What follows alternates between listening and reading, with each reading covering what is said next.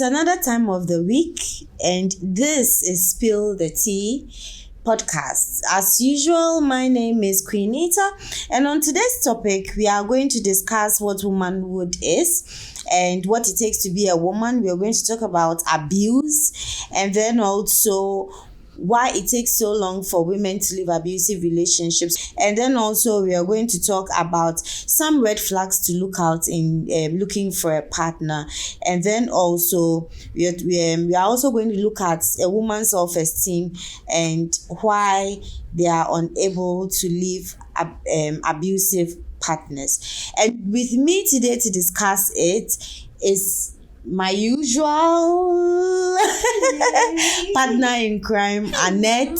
Yes, and nice seeing you, girl. Good to see you, baby. It's another week. Yes, darling. All right. And we're back here. Mm-hmm. Hi, my people. I hope your day is being blessed so far. Welcome back. What's up? All right. So today we are going to look like I mentioned earlier, the topics that I mentioned we are going to look at. I think basically is more of looking at issues that affect women and why some of in addressing some of these issues that affect women. But to start, let me, when they say womanhood, what is womanhood? What is womanhood? Or what is considered to be womanhood? Okay, so thank you, Nita. So the state or condition of being a woman is basically what we term womanhood, and which is to say, the fact that one is born a female doesn't necessarily make you a woman right there and there. So as you grow up and mature in age, get to a certain stage and start taking care of doing certain things, that's that stage that we can say, okay, she has grown into a woman now.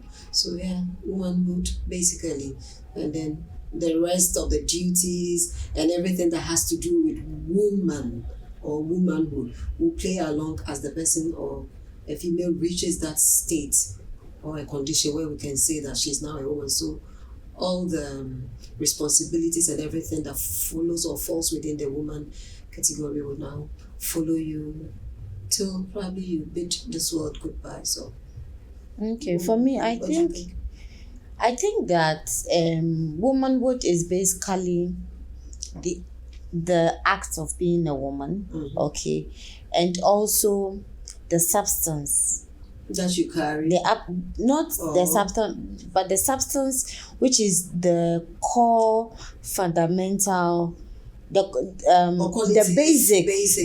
basics of what it means to be a woman. That's just about it. For me, that's what I think womanhood is, because as a woman, one may not, so it's not every woman that would give birth, it's not every woman that would get married. So there are a lot of things that is the natural order of life, but however, not every woman would get to experience it. However, in the absence of experiencing that, there are similar situations or circumstances that play out that brings out your being of womanhood. So you may not give birth to biological children, you may not have biological children, but you might end up taking care of other children as a foster parent or a guardian or a godmother or something like that.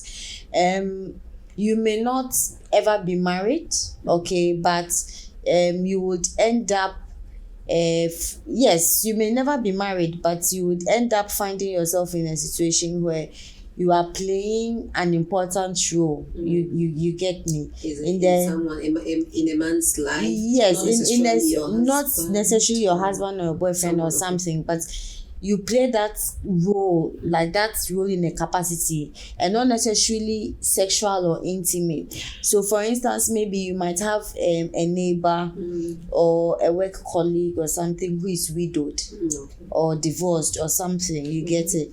And because under the circumstances the person doesn't, out of empathy, like you get it, you set out, person. yes. So if it's maybe a neighbor, you end up maybe helping him to exactly and stuff like that, you understand.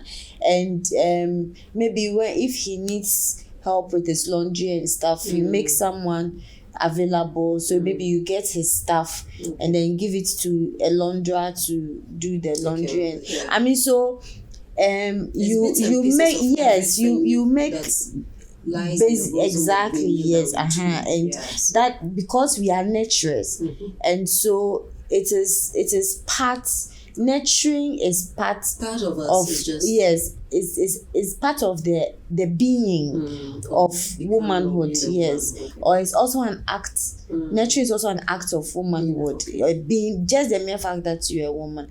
Of indeed, not all women tend to harness that and become nurturing, but naturally, so let's say like by 90% of women do have the tendency of yes, and because just the mere fact that you are female, biologically you are inbuilt with that tendency of being nurturing. And you see that even in animals, you get it. And so so for me, that's it makes sense.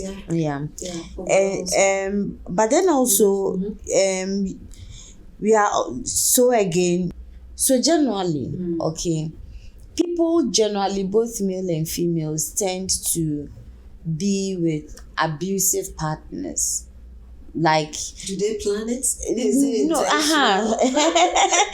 I don't think it's intentional. I mean, it's just, but I'm saying, with nobody.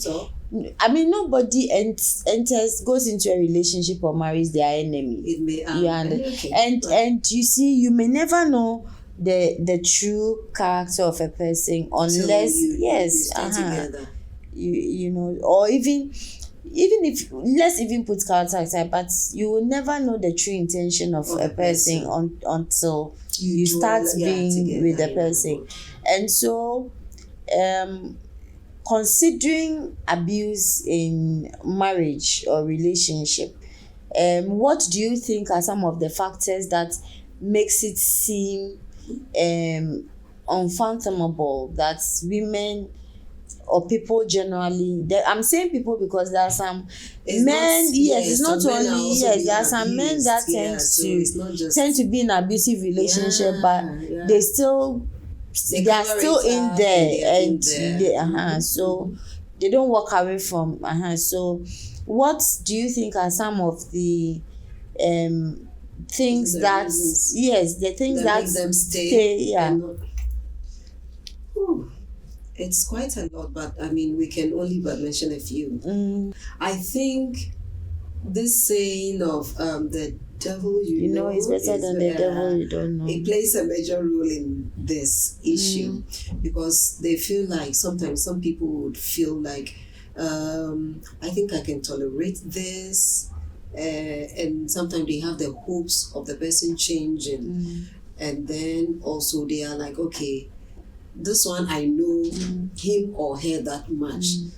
Should I leave and go start something with another person? Do I know how that person is also going to turn up? So I think fear of the unknown. Fear of the unknown will play a huge role. And then another thing also would be that what's the other party, the victim, is receiving or benefiting aside the abuse and all that, the good things that they benefit from that person or the partner, whoever that it's maltreating or abusing them. That one too would be another issue why they wouldn't want to step out, because I've heard statements like, men are mean, brain, you know, so they think they've struggled with the person, or they built something together, therefore they are not willing to let it go for someone else to come and enjoy or reap where they didn't sow, so to speak. So I think this is one or two of a few reasons why. I know you also have some. So abusive partners can also be very sweet. That one too, yeah. They can also be very sweet and loving, and they can it's like a switch. One moment they are sweet and all that, and another moment it's like they've been possessed by something. And abusive people can also tend to be love bombers. Okay. Because they are they'll do everything, and they can overwhelm you with love for you to feel so loved, so wanted, like the best thing that ever happened and all that.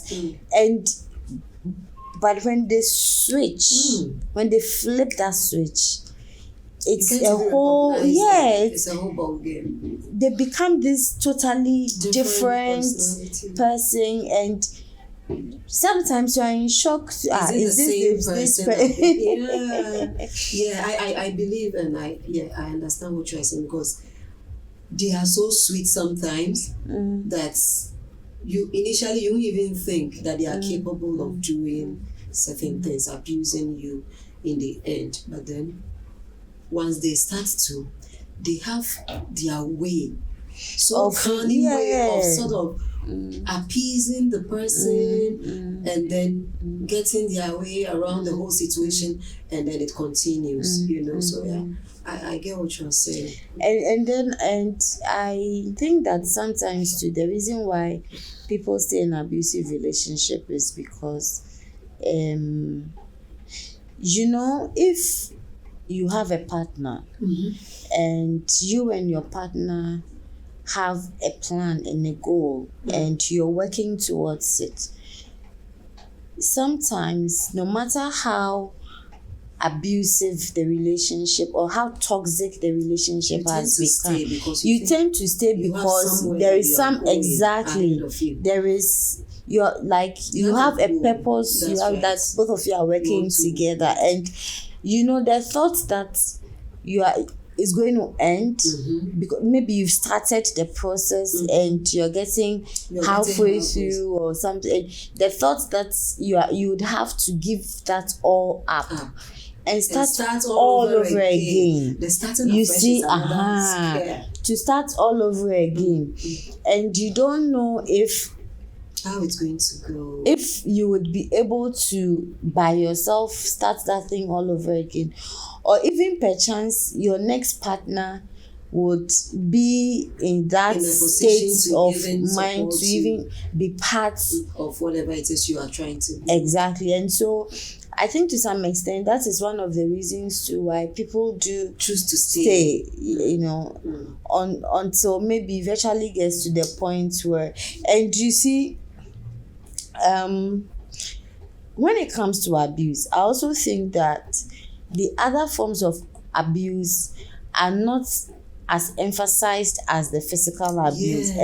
People who are in a relationship or in a marriage that is not physically abusive tend to overlook or underestimate the damage and the trauma that comes with the other forms of abuse. And also because once it is not physical, even people around you don't think to take it serious. Exactly, and they think that you are probably exaggerating what you're going through because there is no physical evidence as to wound or anything to show that you are going through an abuse. And so I think because of that, because the relationship or the marriage may not necessarily be a physically abusive one, the other forms of abuse tend to be underestimated. And so because of that, people stay as long as it is not physical. People stay, but they forget that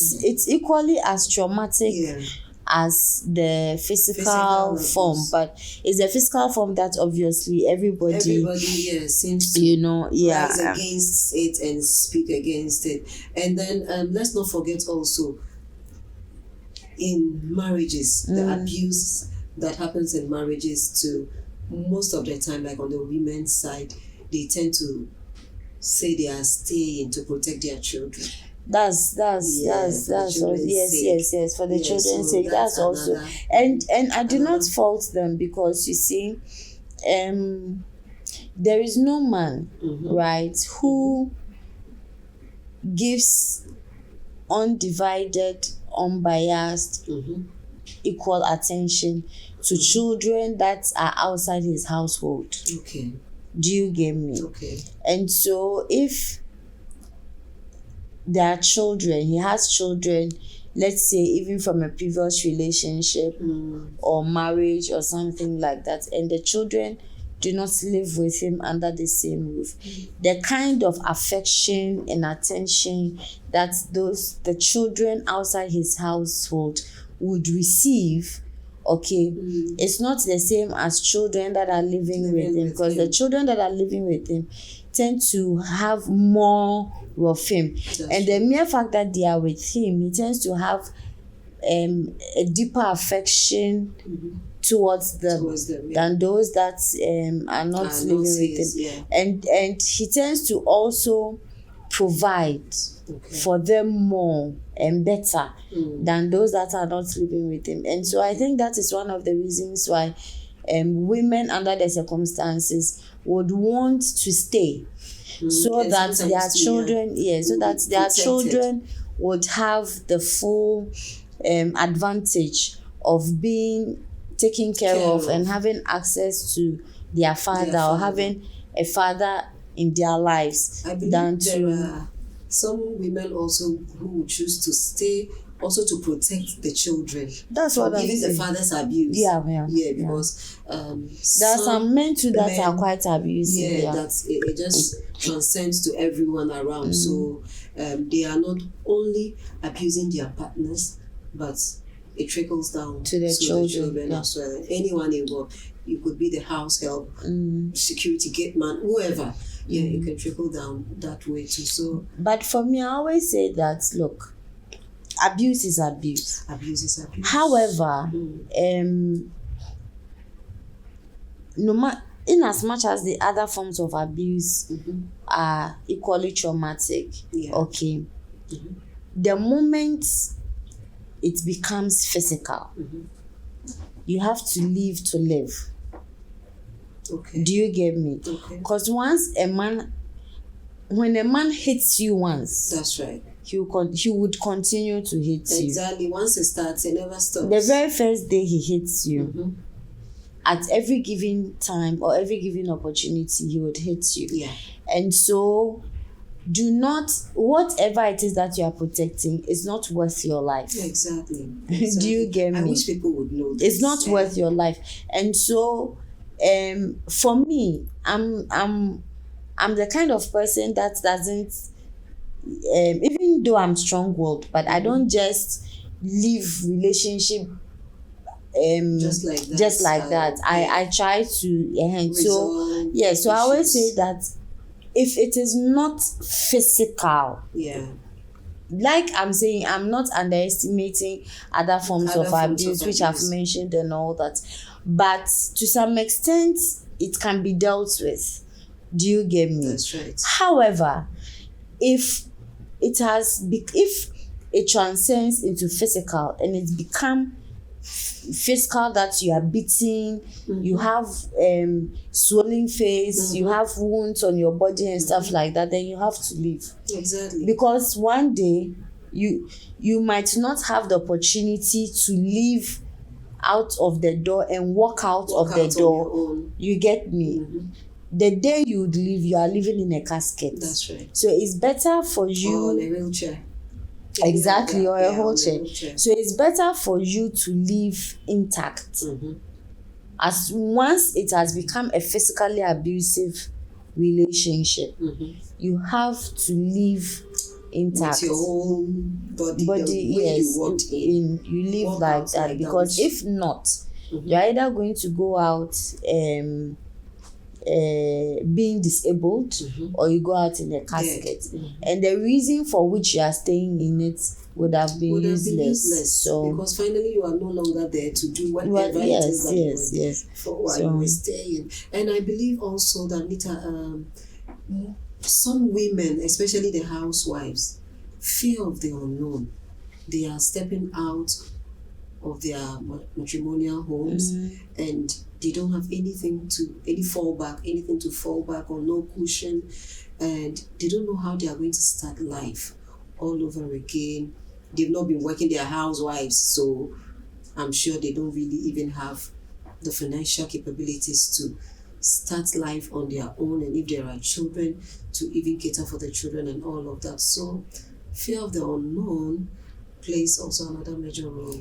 I want to say this to people in to disabuse some of the thoughts of people out there. Being a housewife or a stay-at-home mom in itself is not a bad thing. Okay. It is not all women that, if all women in this world have had the opportunity to have a good quality education, have corporate careers, and we are all climbing the ladder to get to the top and be at the peak of career and stuff like that, who are those that are down there to do the work? That's right. Do you get me? So we all cannot be achievers. We all cannot be career women. You see, and it is not all stay-at-home moms or all housewives that are miserable. Of course. Do you get me? Of course. Some women who are housewives or stay-at-home moms earn so much being the wife of their husbands, that just even being the wives of their husbands, what they have acquired in terms of properties and whatever is even outweighs what her counterpart, who is a corporate person has. You get me? Okay. All right. But So I'm saying that it's not everybody who is. You see, we make it seem as though women who are in abusive marriages or relationships, and they are housewives, necessarily do not live because they don't have an income. Okay. So basically, we are creating this narrative that it is poor women who stay in abusive relationship. No, I don't know. Do you get me? They are very wealthy women, okay, who still stay in an abusive. They are very wealthy women who are even more wealthier than their spouses, and are not stay-at-home women. Do you get me? But are in abusive relationship. Wow. So for me, the yes, dynamics are different. Yes, right? the inability to have an income to cater for themselves, depending on the situation they find themselves in, may be a determinant factor. Okay. However, it is not the determinant factor. Do you get me? Yeah. There are some women that are married or in an abusive relationship, do not work, but even the allowance that they get from their spouse or their partner is more than what a working woman, their mate, would earn. But I'm saying that they can leave if they want to, because under the circumstances, privileged to have all of these allowances, and they are stay at home, and it's not like they are having some extra allowance. You see, there is no woman, there is no woman who would be a housewife and will not get allowance or housekeeping money from the husband. No, Nita, no, don't say that. That there is no woman. The reason I'm saying this is because if you are not working, you don't have an income, and the man is the one working. Yeah. How does he expect the household to feed? No. They would provide for the household. But you don't get So you might not have an allowance, but I'm saying that he makes provision. Yes. So he would give you money. Yes. If you need to cater for the house. So I'm saying if you need to cater for the household, right, he would give you money. Do you understand? Some way, somehow, okay. I know that there are times that the money is not enough to cater for the household, but there are also times that you already have some provisions. Okay, so if I say provisions like groceries and stuff, you already have some in stock. Okay. And so in going to restock, you don't tend to use everything, exhaust what you've been given. And so there is a tendency. I am saying that there is a tendency for a woman who is not even given allowances to save, to save not that some. much. I get it, but little drops of water makes a mighty ocean. So you can, so you can save. So you can save. But I'm saying you can save. Yeah, they can. Do you get me?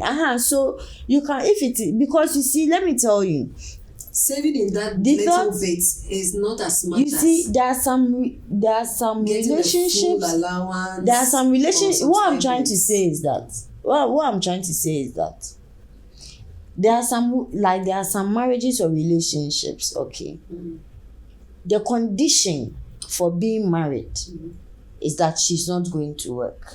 Oh, okay. Do you understand me? Okay. And so the moment she intends to work, under the circumstances, it means she's leaving the marriage. Okay. Let's you see, I think sometimes when we have this conversation, we in the advocacy of women's rights and we tend to talk about the ideal situation and forget about the practicality of some of these things. Do you get me? So her ability to work is dependent on whether she's staying married or she's leaving. Do you understand?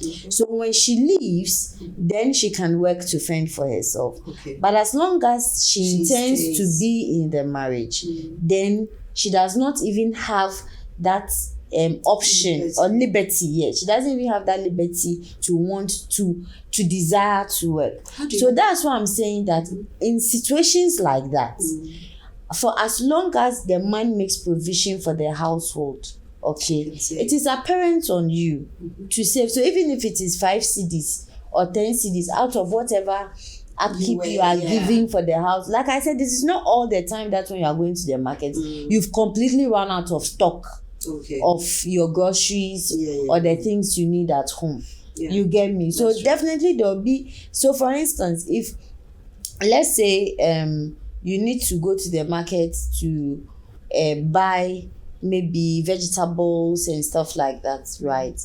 You might have protein in the fridge, so all you need are tomatoes, onions and stuff like that, okay? And you already have salt. So when you go to the market, that's what you are going to buy. Perhaps you already even have rice.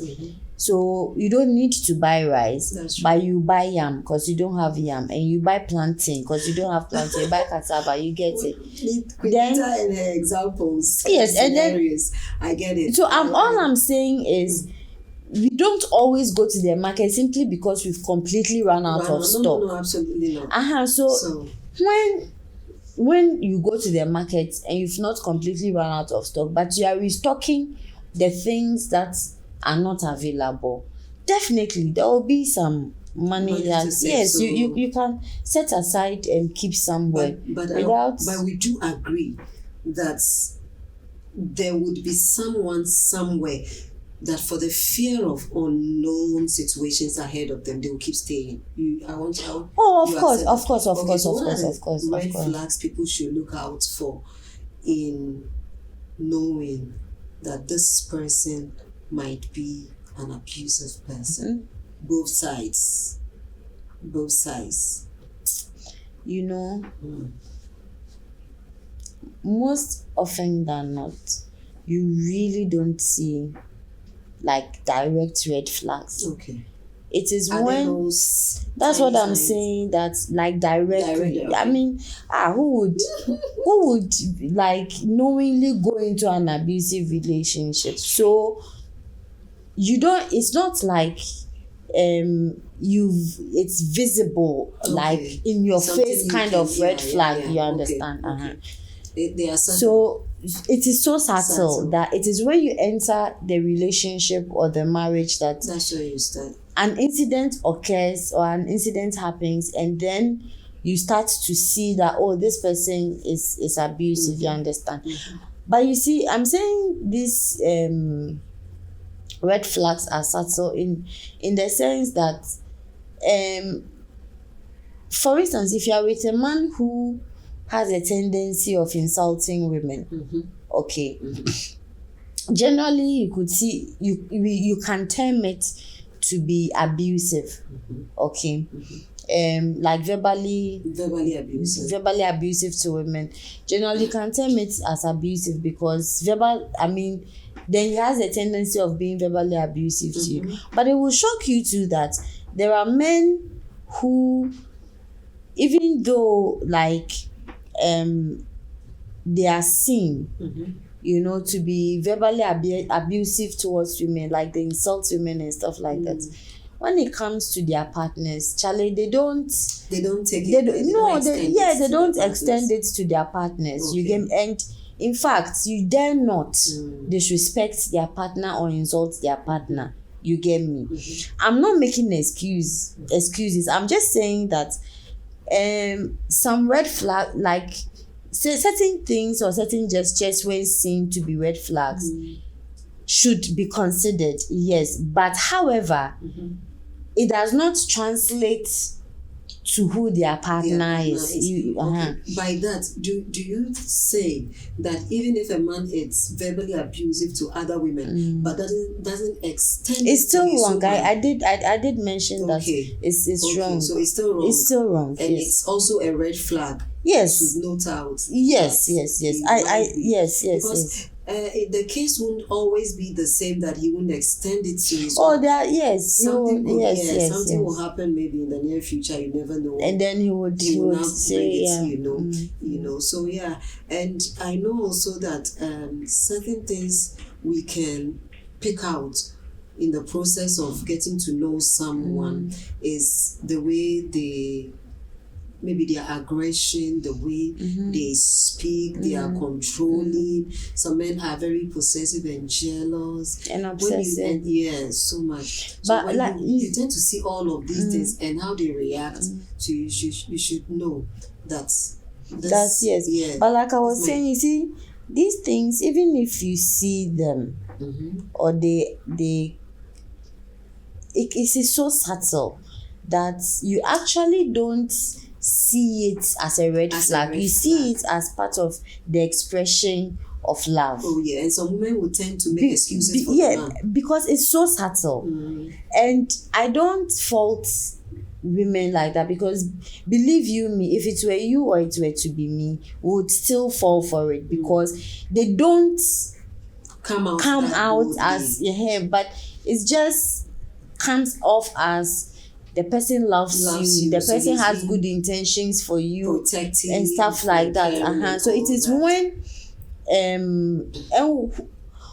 which woman doesn't want a man who is protective of her and stuff like that. And so it is when you enter into the relationship or the marriage that you realize that no, Charlie, this is too bad. And I know that there are some women who would even still make out these red flags. They would see it vividly and all that, but they would follow blindly and end up getting married to this person because one is either he's filthy rich, they are in for the money, they want a soft life, or he's good in bed, all of that. And then sometimes too, she probably have some. You see, I tell people that it's easy to walk away from a relationship that is less than 6 months or a year. Do you get me? Once the relationship has crossed 6 months and entered into a year. Leaving it is very difficult. Why is that? Regardless of whatever investment they may have a lot. So in, imagine if they've been together for all. 2 years, 3 years, 4 years. You get me? You see, I keep telling people that the more time you spend with somebody, the more you tend to bond with them. Okay. And then the more your affection for them is established and is stabilized. Do you get me? And so after 6 months, okay, if the relationship has been able to cross 6 months and entered in and inching into towards a year, and it's crossed a year. Okay. You see, by most of the time, unless the guy or the girl do not have any intention of being in a stabilized or committed relationship. Do you get me? But if the man's intention is to be in a committed relationship with the lady, and the lady's intention is also to be in a committed, and they both mutually have that interest of being in a committed relationship. So they will just go blind for whatever. So what I'm saying is, unless they are not playing each other and as friends with benefits and stuff, but this is like a properly established relationship, like they're committed to each other, and it's not just like a casual fling or whatever, that they just meet and have sex as at when they want to, but emotions are involved and stuff like that. As they have spent time with each other past the 6 months, inching into a year or even after a year, right? A lot of emotions, a lot of to leave. What I'm saying is of them to be abused. No, but I'm saying that flags and signs. I'm saying that even if you see the start of every relationship, you might see some flags, okay, but it is when you started, or you are, if not even when you started, when you have established, when the relationship is established, that is when there are certain things that begin to manifest, okay. By that time, the relationship is established, and so what you choose to do as a partner, if not, then every 1 week people will be leaving relationships. So you get me? What people choose to do, what I'm saying is, yes, what people choose to do is like they want to work it out. Okay, that's so all I'm saying. Yes, they want to work it out in the whole. Yes, so by the time you realize it's 1 year, it's 2 years, it's 3 years, and now they've got to that point. They've come to that point where they've invested so much time into it that walking away becomes difficult, and then it ends up sometimes in the marriage. And sometimes too, these things don't show up until after the marriage. Unfortunately. You get me? And after the marriage, these things will not show up until maybe after the first or after the second year of marriage. By then, maybe you now have a child, you are pregnant, or another is on the way. You get me? So they are bombarded with issues here and there, so it's the first intention is you want to work it out. That's true, and not necessarily to walk away until it gets. And so by that time, exactly. Problem, and when you get to that point where it is obvious you have to walk away, you also consider the fact that you've spent all this time in the relationship, and so walking away and starting all over again in itself is a journey on its own. So you tend to work it out, see how and works. Sometimes, God forbid, the unfortunate happens where one lives in a casket or in a wheelchair. So yeah. On that note, I would say that people should be cautious and don't leave prayer out of anything. Regardless of your beliefs, I think whatever anyone believes in, they should pray in your own style, fashion, whatever. As long as you believe in something. Yeah, because our intuitions work. So if you are very in tune and in touch with what you believe, my God, I believe that He will direct your path. Yeah, all of these mistakes, we've all made them, we've experienced some of these things, and moving forward, we are doing things differently. So yes, I think shining your eye, being extremely cautious, extra careful in dealing with whatever that looks like a relationship is very essential, so that you don't fall into any pits unknown to you. So that is what I'm going to say as my final remarks. Nita, what do you have to tell your people? For me, I would say that what's most important is, if your life is at stake, especially if the relationship is violent and it is physically abusive, please leave to live. It's very, very important, because whatever it is that you are protecting or you are trying to save, you would end up realizing that it would have been worth it if you left to live. Then you can protect or take care of whatever that you were protecting, for which you stayed in. And also for me, I would say that as a woman, one of the most distinct thing that defines who we are by nature and by nurture is our womanhood. And